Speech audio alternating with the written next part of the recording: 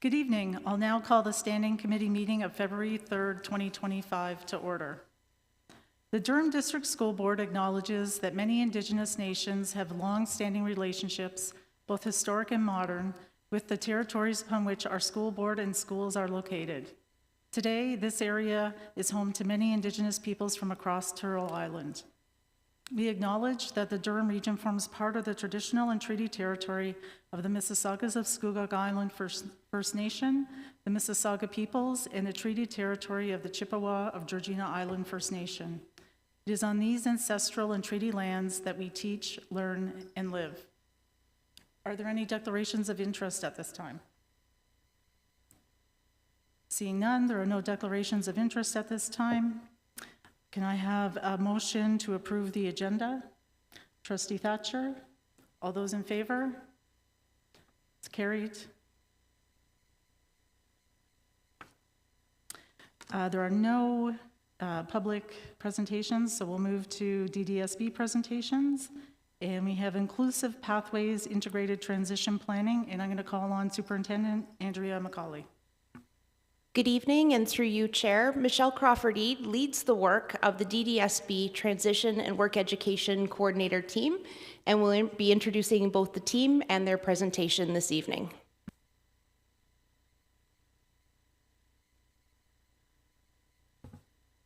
Good evening.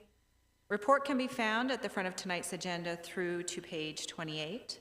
The team, Sade, Braden, and Ashley, have highlighted their support for students and families. As well, we'll highlight a new resource that is appendix to the report with a print copy also provided for each of you. The team of 3 is funded through a combination of district-approved budget from the core education funding and a resource education project fund specific to supporting transitions for students accessing special education support. The specific sections of the DDSB budget book are referenced in the report. Recent data from Community Living Ontario indicates over 50,000 adults with developmental and intellectual disabilities are waiting to access developmental services in Ontario, of which 30,000 are waiting for community participation supports and 12,000 are waiting for employment supports.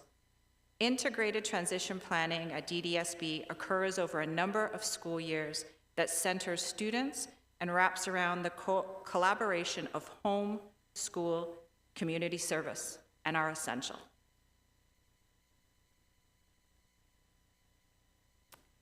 So individualized pathway planning for students ensures that transition planning is personalized, flexible, and attention is given to both short-term and long-term considerations. Each plan is tailored to the student's unique interests, strengths, needs, and their future vision, whether that's exploring community support, day programs, social groups, or employment readiness. Our support is flexible. Some students and families will meet with us frequently, others once a year. The aim is to ensure families feel confident about post-school life and have a solid foundation for the future. Our transition plans include both long-term goals, like post-secondary services, and short-term actions, such as exploring school and community-based opportunities. This ensures a smooth transition. Focusing on short-term goals allows students and their families to explore community supports and understand their preferences, ensuring that they're well prepared for life after high school. Transition planning should start when students enter high school at age 14. Why? Because these plans are personalized, timely, and they can be quite complex. Starting early allows students and families to explore life after high school in a supportive and familiar setting. Families and caregivers offer valuable insight into their child's strengths, needs, and future aspirations. By actively participating in their transition planning, they create a more relevant and successful plan for their child's future. We engage with families in a variety of ways. Pictured on the screen, we have an image from our Life Beyond High School event that we hosted this past October, where we have over 40 community partners join us. This is intended to be a one-stop shop for students and families to explore what's available in Durham Region and beyond. In the past, we've also hosted webinars. We will arrange or facilitate tours with community partners. We keep our website updated with relevant resources and information so that it's accessible for families. And we also invite community partners to school events such as integrated transition planning as it's appropriate and when permission is given by families.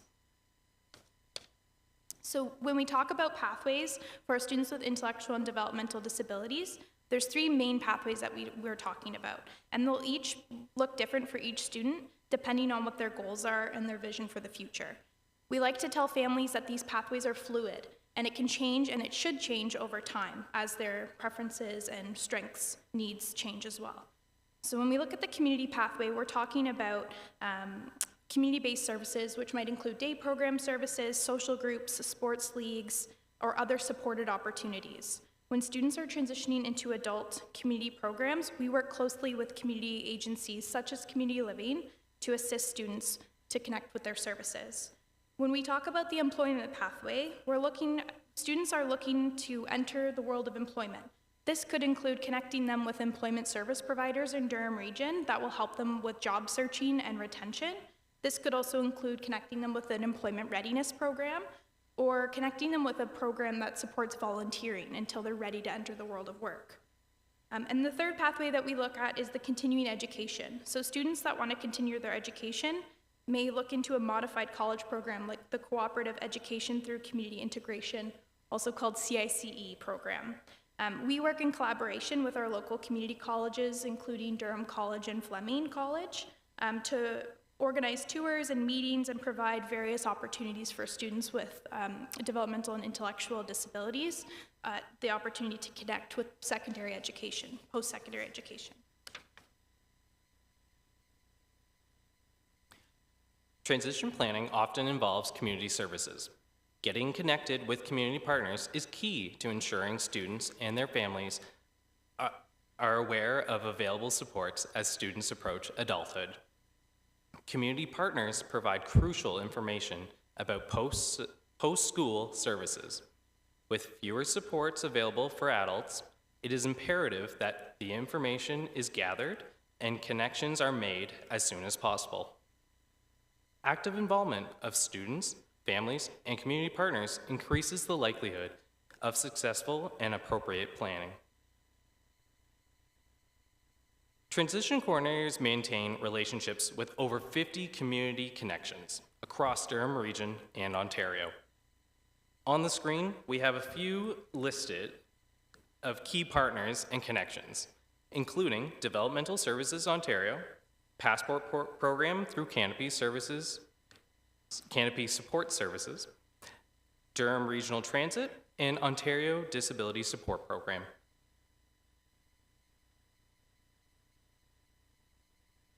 We are excited to launch our new resource, the Transition Planning Getting Started for Students with Intellectual and Developmental Disabilities Guide.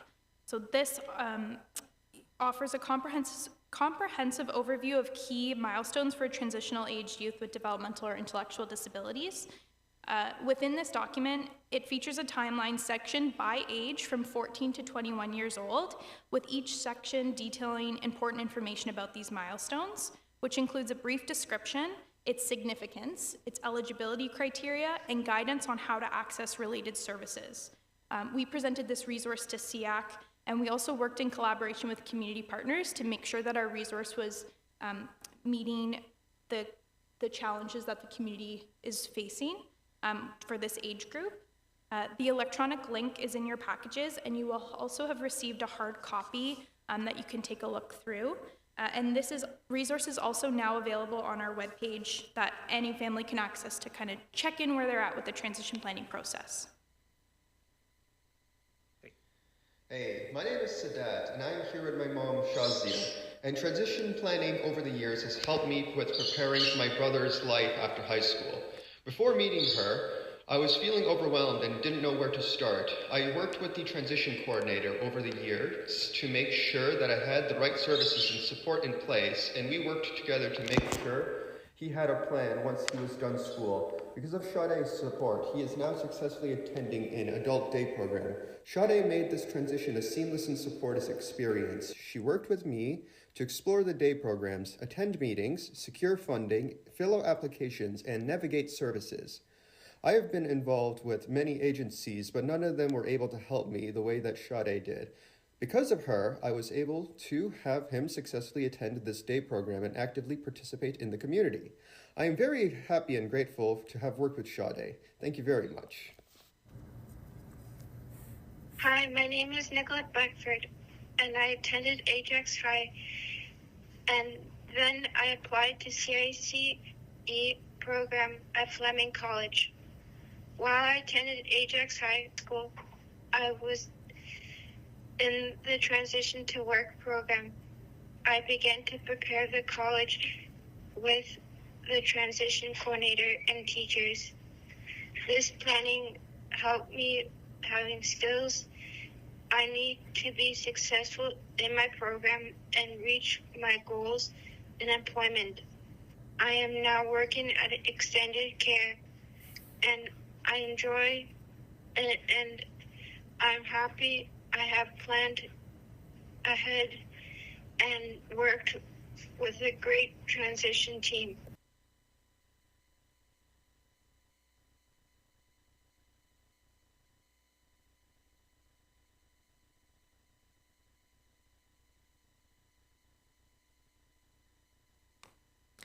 Hearing from students and families about their experience working alongside transition coordinators is key to our ability to provide quality support. In addition to hearing from our families and the students we serve, school staff and the community partners' feedback informs the work that transition coordinators do. Highlighting two examples of this is from one of our practical learning program teachers who spoke on the importance of having someone who can support families in areas that teachers may not be experts in, as well as from Melly's Market and Cafe, who relayed how working closely with transition coordinators shapes and enhances their role as a post-secondary service. We hope this presentation gave you a glimpse into the work we do alongside students, their school teams, families, and community partners to set students up for success upon completion of high school. Thank you. Thank you. Are there any questions from trustees? Trustee Edwards? Thank you. And what you do is so valuable to our students because, as you mentioned in your report, the people that are waiting for development services is just quite large. And I would say that they are understated, those numbers, because a lot of the community agencies as well, basically their funding has been cut and so forth. So what you do gives our students basically an advantage, a heads up, so that they can become productive members of their community. So what you do, as I said, is very, very invaluable. The only comment I have on this whole thing, well, I do have a question, but a comment I have is that the sooner that you can start the transitioning, and I know it says at 14 and 15 years old, but I'm looking at this child that may be 13 in grade 8 moving into high school, and as well as many of our, I'm looking at newcomers who've come in and their documentation might not be in order to even get some of the things. So the sooner this is identified, because those hurdles are humongous when trying to get some of those documents, and it could be just a misspelling on a document, and then you've got to go back and get that document corrected. So the sooner that can be done so that we can lead that is really, really important from that perspective.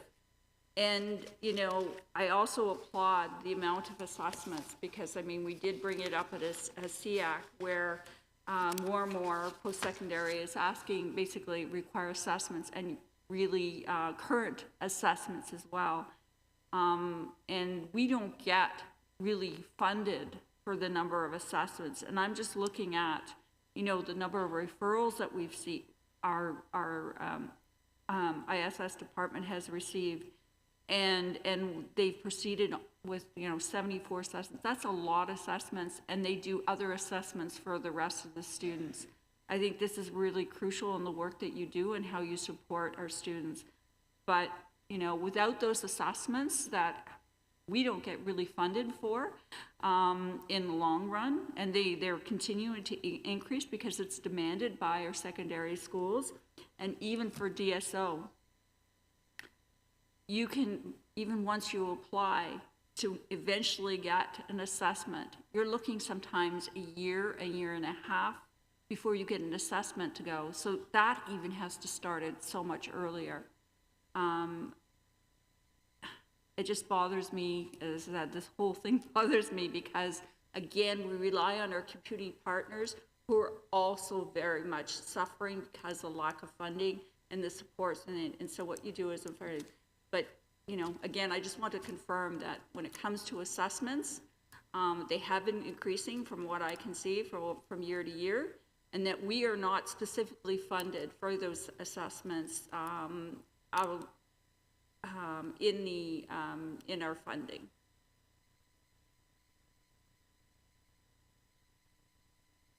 Trustee Miller? Thank you, Chair.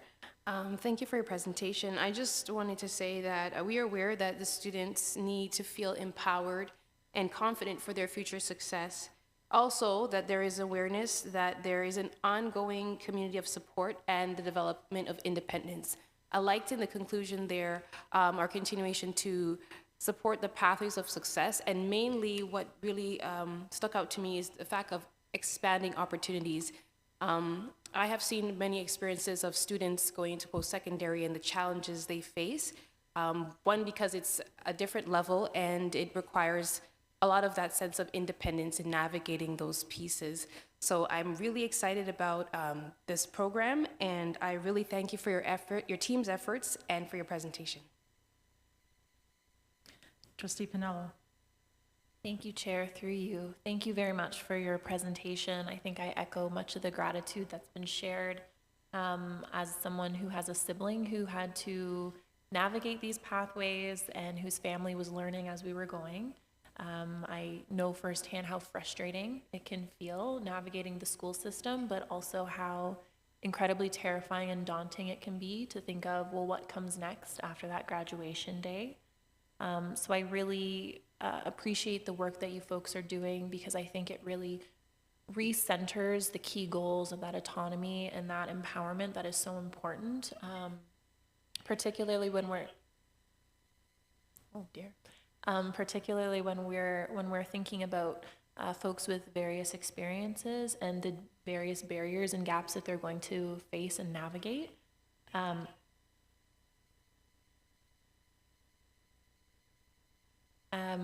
I don't have a question. I just wanted to thank you, and in particular, this guide is phenomenal. I was looking through, but even if you look at, sorry, to my fellow trustees, if you look at the very first page and you just take a look at all the different steps that are required, I always found it really interesting that when we talk about equity and accessibility, that the fact that there are so many hoops to jump through, particularly for folks who are already navigating challenges, I think it's just ironic in a lot of ways, but I think tools like this and support systems like that you offer are so important, and so just a moment of gratitude for you and your work. Thank you.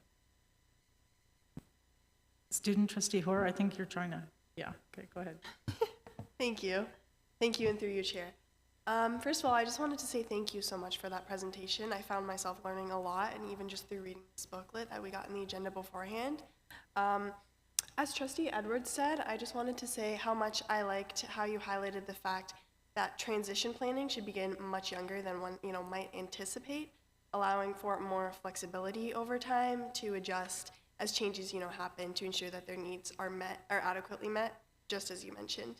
I also wanted to add on with an additional comment about how I'm actually about to start doing my co-op with community living, which is really exciting. And I was so excited to hear about your continued partnership with them.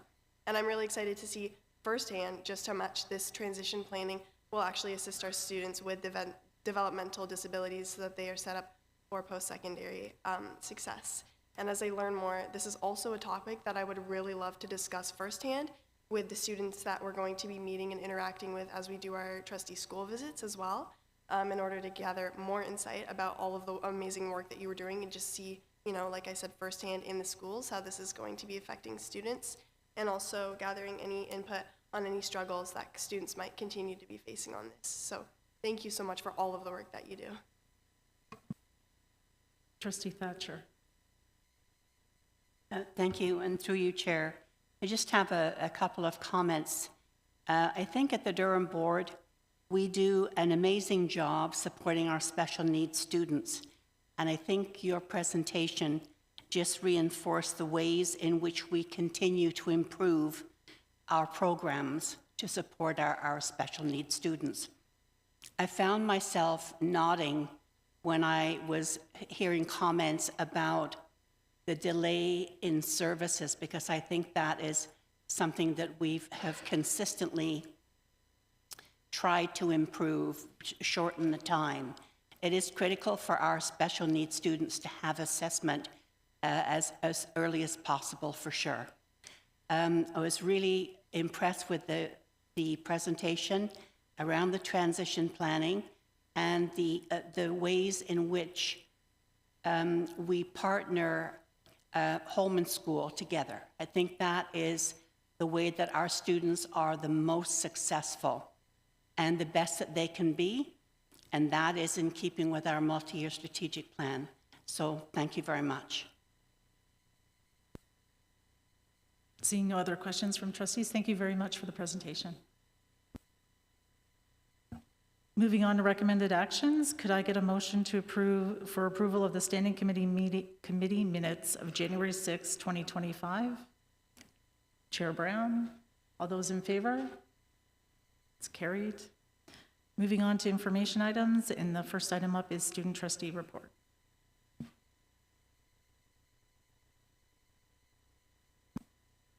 Thank you, and through you, Chair.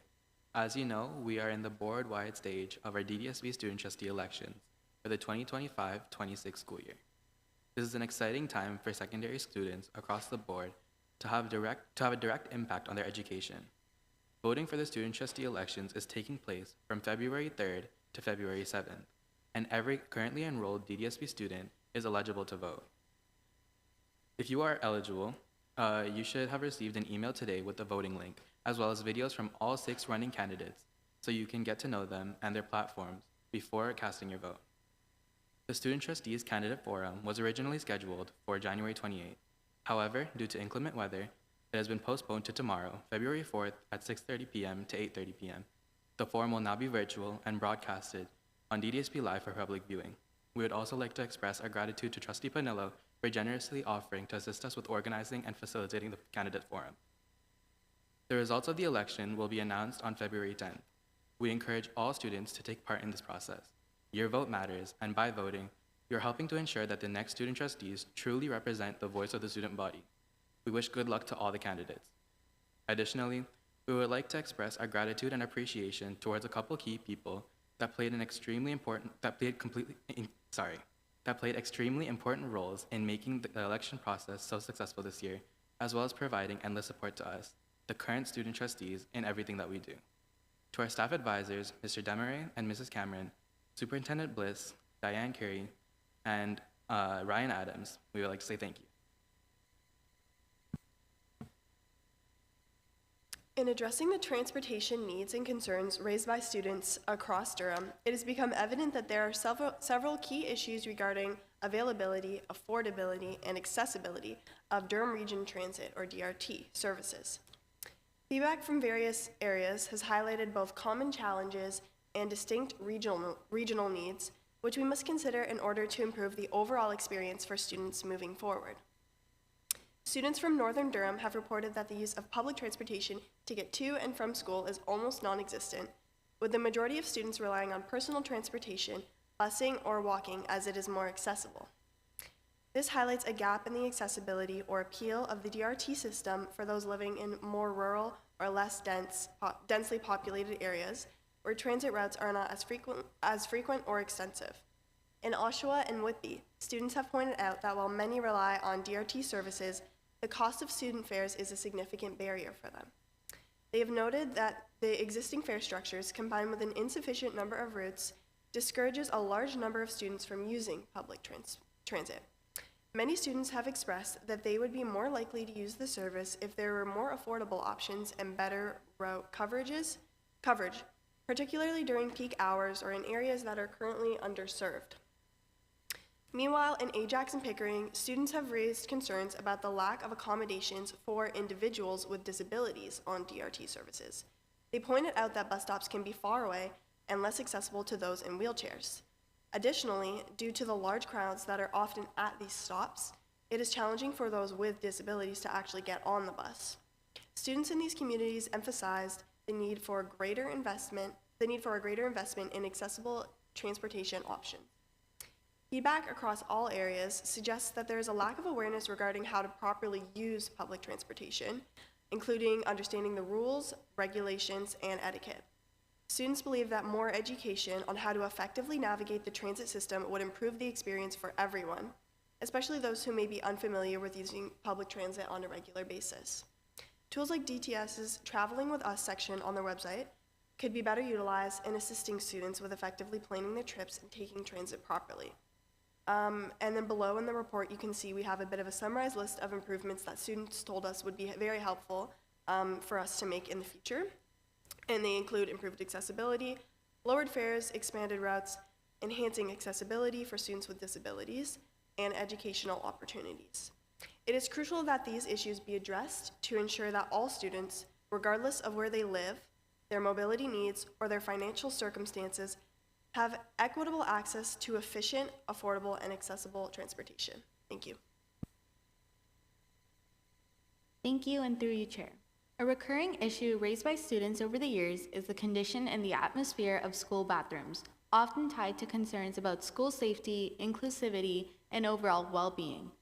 Feedback from our student senators has highlighted areas for improvement, including the cleanliness of bathrooms, the general environment within these spaces, and the growing issue of vape culture. Despite the hard work of our custodial staff, bathrooms are often left in poor condition due to student behavior. Senators have reported that overflowing trash, litter on the floor, vandalism, and unsanitary conditions are a common occurrence in school bathrooms. This is particularly concerning considering the hard work of our janitorial staff who dedicate themselves to keeping our schools clean and safe. Vaping has become a significant concern, with students often leaving class to use e-cigarettes in bathroom spaces. This has created an environment where many students feel unsafe or uncomfortable going into the bathrooms, especially when there is a strong scent of vape smoke or when students are visibly using vaping devices. As a result, some students have reported that they actively avoid using the bathrooms during the school day, choosing to wait until they get home instead. This not only disrupts their ability to take care of basic needs while at school, but it also contributes to a broader sense of unease and discomfort in these spaces. While administration and staff are doing their absolute best to monitor and enforce rules, they can only do so much. The vaping culture, along with students leaving bathrooms in disarray or vandalizing them with graffiti, makes it increasingly difficult for custodial staff and administrators to maintain a clean and safe environment. We are beginning these recurring issues to the board's attention in order to continue highlighting the ongoing concerns surrounding the state of school bathrooms. These are not just minor inconveniences, they are real issues that directly impact students' lives every day. We aim to foster continued dialogue amongst trustees and senior staff members by addressing student concerns directly. As student trustees, we are committed to advocating for meaningful improvements in a safer, cleaner DDSB school environment. Thank you.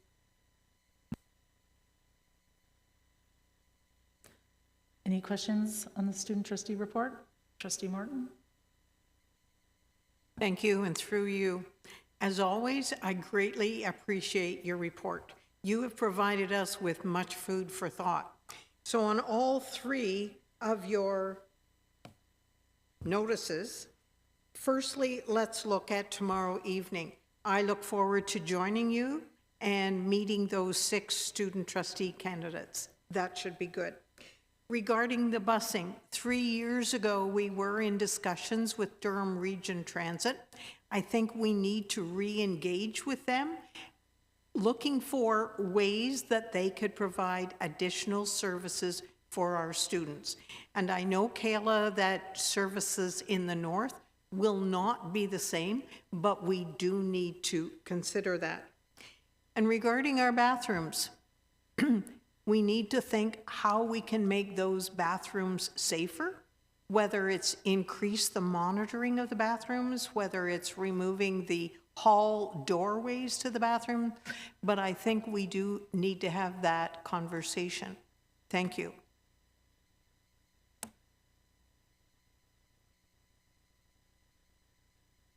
Trustee Edwards? Again, I really do appreciate the insight that the students give. And I particularly wanted to ask a question around transportation. Because it is a regional service, we do not have a say, particular as a board. And I know we've had several comments and discussions. And most times, the most impact we've had with Durham Region Transit is when students' voice is heard. So I'm just wondering, sort of, if you've got a plan of action around what you're thinking of doing with some of the information that you've provided, recognizing that, again, it's a more political to political sort of, if you wish, advocacy at this point in time. I still find it really difficult that there hasn't been an uptake on some of the things, considering we have 2 other boards that have moved with agreements with their municipal, and mind you, they're smaller boards, smaller transportation. I can think of Thames Valley, who just finalized their agreement, so they provide free transportation. There's an education component as that, and previously it's been, I think it's now 12 years, where the City of Kingston and Limestone developed a whole program as well. And I'm just wondering, you know, what are your advocacy plans, or how you want to approach that? Absolutely. Thank you so much for the question. So by bringing this information forward, we obviously just wanted to inform the trustees of what we're hearing from the students and what we hope to get from DRT. And we are hoping that from this, the trustees will support us in future discussions that we hope to possibly have with DRT, however it is we may go about that. Additionally, we do have a conference coming up, and just as you said with Thames Valley, we've been in discussion with other student trustees across Ontario about their transportation issues and needs and what they've gotten out of it as well. So we're hoping that they'd be able to provide us with additional insights on how we might be able to come to an agreement with DRT in the future. And we will definitely be reporting back to the board soon about the feedback we get from them, and additionally, the feedback that we're going to continue to be receiving from our student senators, and hopefully from what they're also gathering from their schools, as we've done already. But all of the feedback that we can get is definitely going to be important in this scenario. So thank you so much. I hope that answers your question. Trustee Linton? Thank you, for you, Chair. Just wanted to focus in on the issue of vaping, which to my understanding has been a long-standing challenge that we've seen in the schools. And, you know, just the report of students not feeling safe or comfortable using the washrooms is concerning. I know that there have been measures, I believe, in our new schools. There's like vape detectors, I think. Don't quote me on that. I thought we did. But I guess one of my questions is around looking at the root causes of students vaping, and why, like, has there been any surveys, anonymous surveys done to find out why, like how they started, why they're vaping in schools? Is it a form of stress release? Are there any other measures that could be implemented to support students not vaping? Because there is the impacts, again, on those who want to use the washrooms, but it's also a health risk to them, especially at such a young age. So, and I know we do phenomenal work around, there's like anti-drug programs within the board. That, again, I've seen some of the presentations, they're phenomenal, but I just always am concerned when we sometimes go to enforcement without looking at the root causes and supporting students in terms of other mechanisms to alleviate stress or whatever those root causes. But thank you so much for the report. Seeing no further, oh, sorry, go ahead. Thank you, and through you, Chair. Just to answer your question, regarding vaping, we really are trying to look into more of like the background knowledge with the help of our senators, and as mentioned at our last meeting, with the use of Mentimeter, which has helped us get a lot of feedback and comments and concerns from a lot of our senators. When it comes to like washrooms and everything else, it's not just the washrooms that we're hearing also about, but it's also like even in the hallway, like when you're walking, you can just like smell, like you can just smell it in the air, and then it's like, or maybe during instructional time, teachers even have said that there's little they can do due to the resources that are provided to them. So we really, really hope that we can look into this and hopefully move towards next steps into addressing these. I have Superintendent Bowman. Thank you. I just want to comment on the uptake in vaping, just as a follow-up. We have been working with changes to PPM 128, as everyone's aware. The less familiar, obviously, is the vaping scenario, the cell phones being the priority in some cases. The vaping aspect is something that we are continuing to work on with our secondary school administrators. Through staff, we have met with our union groups to discuss whether there has been an increase, whether there has been a stabilization, and we are continuing to work through Dan Hogan, who's our substance and abuse coordinator, through the Positive School Climates team, to visit schools, to have conversations. We have also had ongoing conversations with secondary administrators who have expressed concerns about vaping in washrooms. We have gone out and done site visits and looked at trying to provide solutions to ensuring that the bathrooms are kept tidy and that students are, curbing their usage and opportunity to participate in the vaping.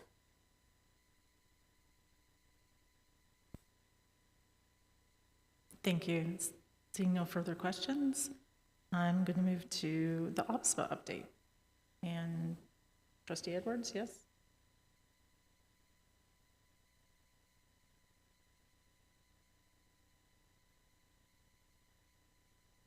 There is an OPSPA report that can be found on page 36 and 37.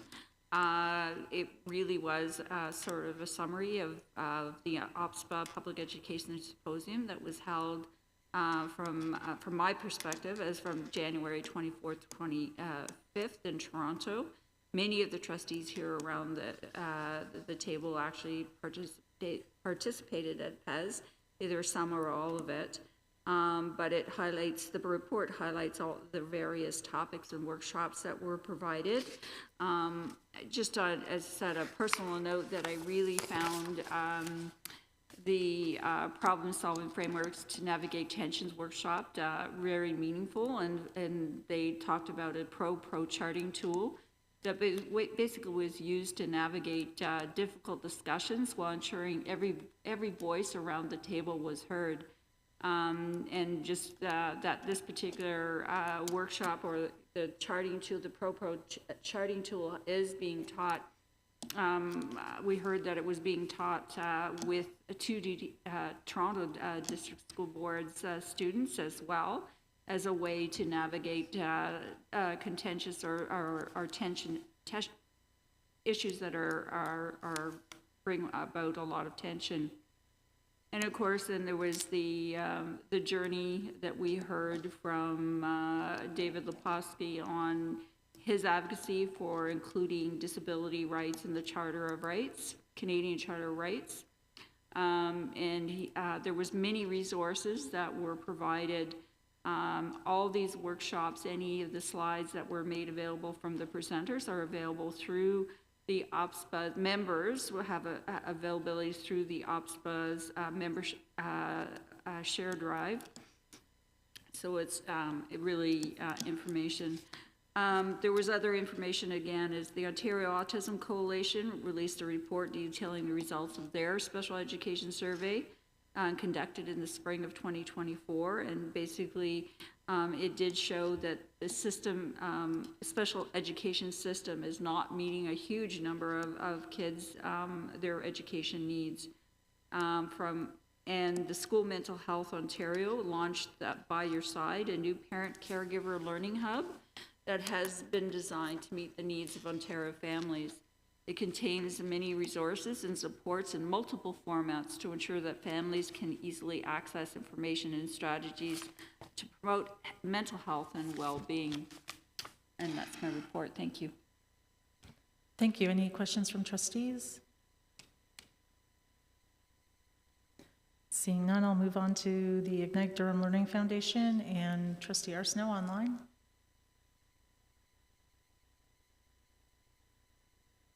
You're muted, Trustee Arsenault.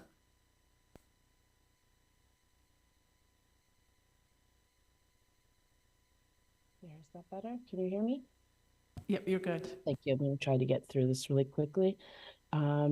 Just so that everybody's aware, one of IDLF's biggest events is coming up, the Make Tomorrow Brighter auction, which does really great every year. It starts on February 26th to March 5th. There's over 400 unique items, services, packages to bid on. They're generously donated by amazing local businesses and caring individuals. Every year they have so many interesting things. The entire auction is pretty fun to go in. You can see all of the items. You can bid. Everything is online, so you can see it. It's very easy to navigate and use. Even if you don't purchase anything, I encourage everyone just to go take a look at all the items that are on there. On page 28 of our package, there's also many ways of donating. There's a QR code that is actually on that page, and for those who are just listening or watching online, you can also go to the IDLF page, and they have the QR codes as well. It'll bring you directly to the cash donation section where you can put money towards either breakfasts, clothing items, shoes, winter items, lunches, things like that. You can also donate items either at the main office of our at the education center, or you can also do drop-offs at the Make a Difference Depot. And that's it. Thank you. Any questions for Trustee Arsenault? Trustee Morton? Thank you, and through you. Just a point of clarification. You've got 400 plus items, but you're still looking for more donations to that auction? You can't hear me, Trustee Arsenault? The question, Trustee Arsenault, was we have 400 plus items for the auction. Is IDLF still looking for auction donations? Sorry, I wasn't able to hear you. The last thing you said was, are they still looking for donations? Is that correct? Yes, are they still looking for donations to auction off? Yes, so you can still donate items to auction. I believe on your page it's February. I believe it's the 21st is the last day to drop off a auction item.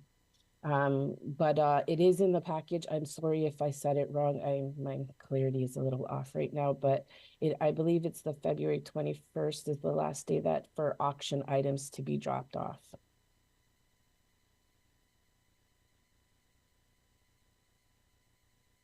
Seeing no further questions there, I'm going to move on to memos. There are two memos in the on the agenda this evening at pages 40 and page 42. Any questions from trustees on the memos? Seeing none, going to correspondence. Sorry, for some reason it doesn't show up on here. Right spot. Go ahead. Thank you, through you, Chair. Sorry, I don't know why my mic does that. So I just wanted to comment quickly on the memo surrounding high school assessment practices and the work that Superintendent Hamid and his team have put into supporting us in our advocacy for creating a more equitable and sustainable mathematics education curriculum throughout DDSB secondary schools. And I just wanted to say that we hope every trustee takes the time, or has taken the time, to read it, and it is our hope that it evokes a continued discussion surrounding leveled questions in the future, as we are incredibly passionate about it.